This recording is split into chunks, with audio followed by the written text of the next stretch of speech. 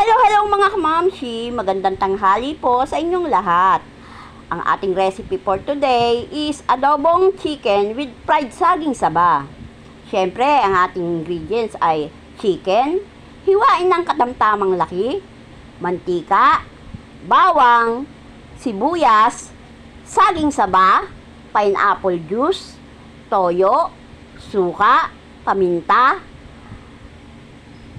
asukal, at pampalasa.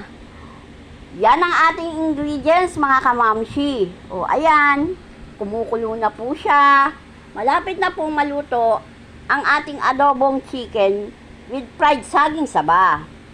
Masarap po ito mga kamamshi. Tingnan nyo naman po. Sa kulo pa lang at sa saging saba na iniligay ko ay nako, nakakatakam na at sobrang sarap. Yun lang po. Maraming salamat po. Hanggang sa muli. Huwag po kayong magsasawa sa panonood ng aking mga reels. Bye, mga kamamshi!